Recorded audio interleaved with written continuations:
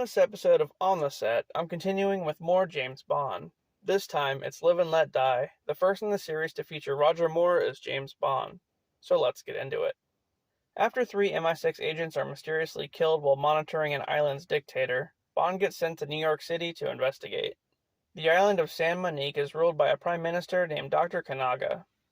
When Bond arrives to New York, Kananga is there at the United Nations, and one of Kanaga's henchmen takes out the driver of Bond's car, nearly killing him in the process. Then, Bond heads to Harlem where he meets with Mr. Big, a gang leader who's working with Kananga. While questioning his intentions of working with the Prime Minister, Bond is introduced to Solitaire, a tarot reader who claims she can see into the future.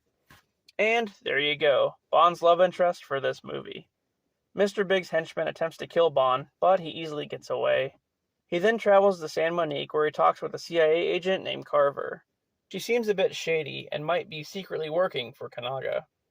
However, as soon as he accuses her of this, Kananga kills her. Oops, spoke too soon, I guess. After that, Bond does what he always does with Solitaire. Then, no longer being a virgin, she loses the ability to see into the future. Well, damn, Bond, good going. Then the two head to New Orleans, where Bond gets captured by Mr. Big. And, in a shocking turn of events, Mr. Big reveals himself to be Kananga. So, they're one and the same. Kanaga's been dealing drugs and is keeping the locals at bay, feeding into their fear of voodoo and the occult, with the help of a voodoo priest named Baron Samedi. So I guess it keeps them all quiet. Kanaga's plan is to use the Mr. Big name to deal free heroin to people, and then once they're hooked on it, he'll raise the price, pretty much capitalizing on their dependency. Wow, pretty smart, but a dick move for sure.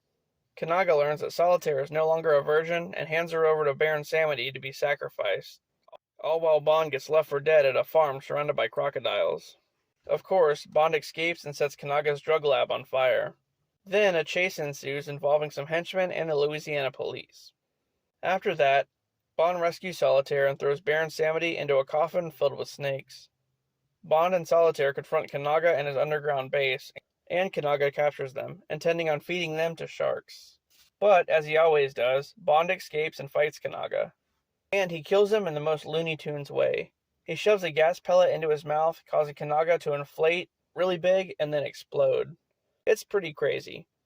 Later on, Bond and Solitaire are on a train where they get attacked by Kanaga's henchmen. But Bond throws him out of a window. Then Baron Samedi appears on the front of the train, laughing away. The end. Well, this one's pretty good. The villain was decent and the movie had a good pacing. Roger Moore did a great job replacing Sean Connery in the role of Bond. It's not an easy role to fill.